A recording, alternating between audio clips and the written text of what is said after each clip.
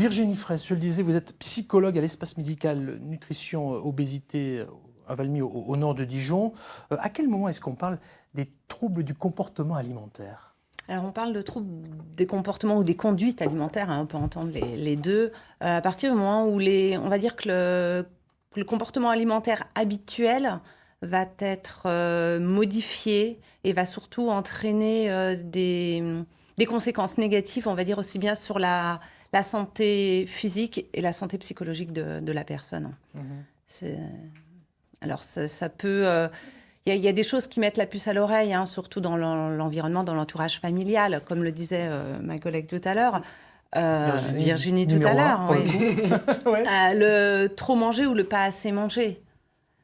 On va retrouver, si on doit faire deux catégories de troubles du comportement alimentaire, il y a les comportements hyperphagiques, donc le trop manger, et les comportements restrictifs qui sont le pas suffisamment manger. On va revenir sur tous ces troubles existants. Juste avant, on va regarder quelques troubles que nous on a appelés les troubles de l'appétit en images. Et puis on revient avec vous qui êtes psychologue. Regardez. Arrête de t'empiffrer.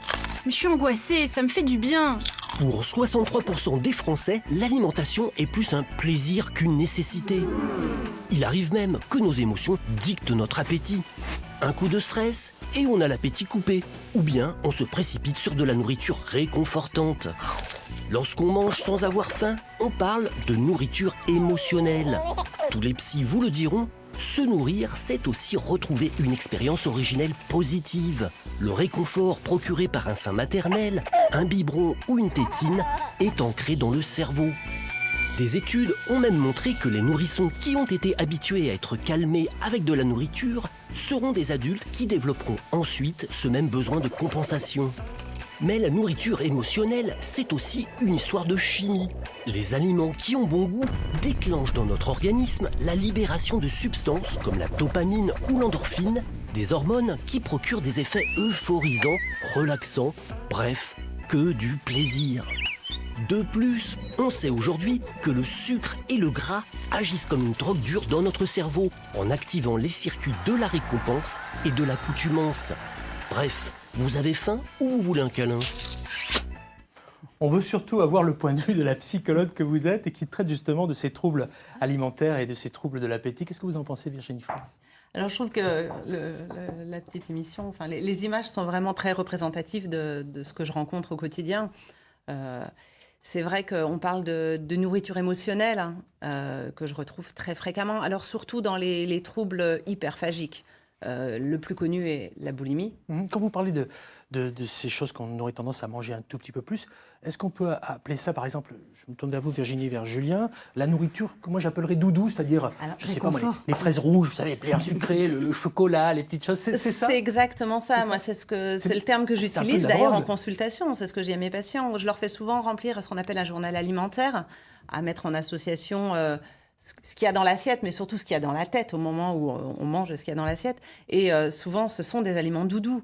Qui a son aliment doudou ici, Virginie ? Je pense que vraiment le chocolat, c'est bête, je pense que c'est hyper fréquent, mais le petit carré de chocolat, quand ça va pas, on a l'impression qu'après, ça va mieux. C'est bizarre, hein ? Pour vous, Julien ? La pâte d'amande. Et le chocolat aussi, oui, bien sûr. D'accord, bienvenue au club. C'est grave, madame la psychologue. Est-ce qu'il y a quelque chose de particulier dans le chocolat qui fait que c'est le doudou de beaucoup de personnes plus qu'une escalope, non ? Je pense que la nourriture émotionnelle est principalement d'ordre sucré. Voilà. Alors, on ne va pas faire revenir une émission sur le sucre, voilà. Parce que je crois que ça serait mais trop simplement long. que l'origine, elle revient à la naissance. Ouais. Parce que la première alimentation du nouveau-né est sucrée, c'est le lait. Je reviens sur les troubles alimentaires. Quels sont les différents troubles que moi je qualifierais d'appétit qui existent, les troubles de l'appétit, les troubles alimentaires. Vous me disiez tout à l'heure, l'hyperphagie boulimique, donc le fait de trop manger, vous m'arrêtez si je me trompe. Vous me parlez de boulimie aussi. Oui. À l'inverse, il y a l'anorexie. Et l'anorexie qui est le trouble, lui, principalement restrictif, effectivement, qui touche majoritairement une population féminine, mais qui touche quand même un certain pourcentage de la population. C'est le trouble dont on parle le plus, mais ce n'est pas le seul. Oui, alors à quel moment on doit commencer à s'inquiéter ? Parce que le poids n'est pas forcément un indicateur vrai, juste? Pas toujours, effectivement. On sait, alors on parle d'IMC, de rapport. Indice de masse corporelle, voilà, c'est ça? Voilà, tout à fait. Quand il est inférieur à un certain chiffre, effectivement, on peut s'inquiéter, mais c'est plutôt le comportement et la pensée. C'est-à-dire que ça commence plutôt dans la pensée avant de commencer dans l'assiette. C'est-à-dire que les personnes qui souffrent d'anorexie vont avoir des pensées, on appelle ça des distorsions cognitives, c'est-à-dire que leurs croyances vont être fausses. Ils vont se persuader que certains aliments font grossir, qu'il faut s'interdire de manger certaines choses. Ils vont aussi avoir une distorsion au niveau de leur image corporelle. Donc systématiquement, vont se voir... Dégradés.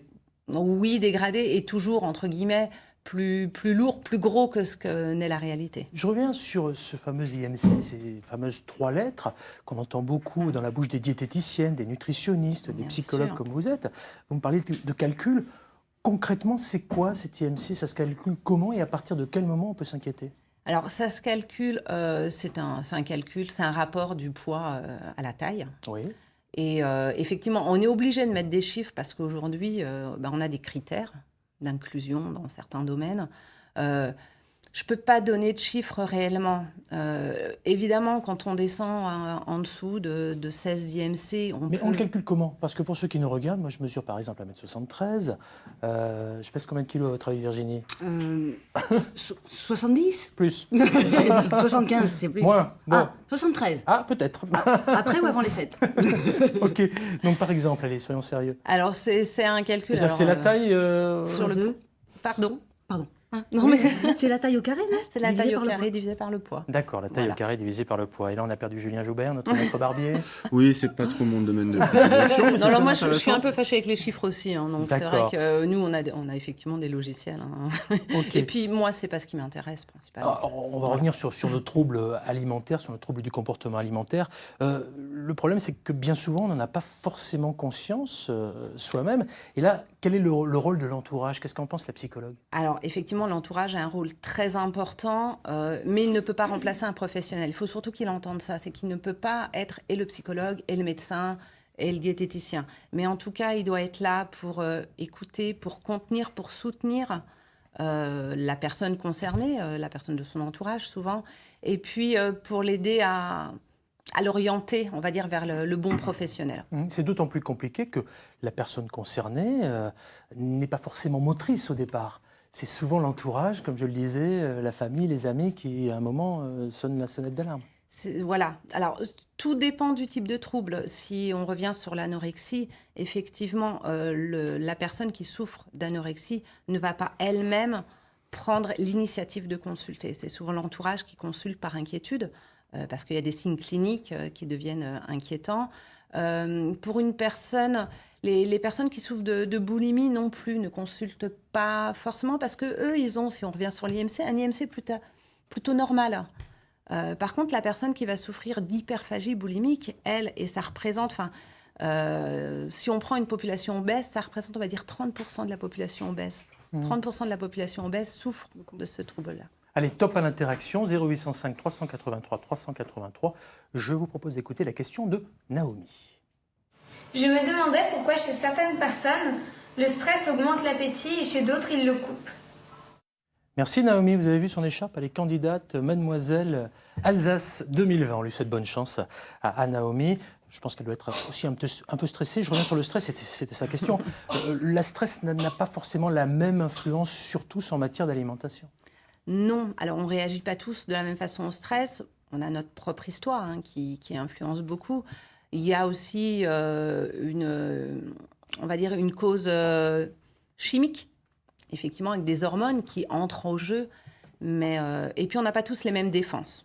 Voilà, on le disait tout à l'heure, face au stress, on peut avoir besoin d'aliments doudous et d'autres vont être incapables de manger. Virginie Fraisse, on va jouer carte sur table. Tout seul, on ne peut pas faire grand-chose. C'est forcément pluridisciplinaire. Vous êtes psychologue. J'imagine qu'une diététicienne toute seule ne peut pas faire grand-chose. Il faut plusieurs corps de métiers qui interviennent. Expliquez-moi. C'est vraiment une prise en charge qui demande effectivement une équipe pluridisciplinaire, comme vous le disiez. Moi, toute seule, je ne peux pas aider mes patients à aller mieux. Mon collègue médecin non plus. nous, en tout cas, tout l'intérêt de la création de cet espace, c'est qu'on prend en charge les patients. Là, c'est un exemple, oui, mais voilà. plus généralement, sur toute la Bourgogne-Franche-Comté, pour ceux qui nous regardent, et qui auraient peut-être des enfants, des petits-enfants qui souffrent de troubles de comportement alimentaire, il faut se dire que ça ne suffit pas d'aller voir simplement... Non, voilà, une thérapie ne suffit pas à se thérapie, sortir des troubles du comportement alimentaire. D'accord. En cas de trouble de l'appétit, on n'hésite pas, on va voir son médecin traitant, c'est déjà le premier interlocuteur. Bien souvent, c'est ce que je rencontre, c'est que les patients sont envoyés par le médecin traitant. C'est l'interlocuteur le plus facile et celui qu'on connaît depuis longtemps, à qui on fait confiance. Je vous propose d'écouter un témoignage. On va donner la parole à Linda au 0805 383 383. J'ai connu ça à un moment dans ma vie où j'avais pas du tout d'estime pour moi, où j'étais pas du tout en connexion avec mon corps. Et à chaque fois que j'avais une bonne nouvelle, j'étais stressée, ou j'étais excitée parce que j'avais passé une superbe journée. Je créais justement ces troubles de comportement alimentaire.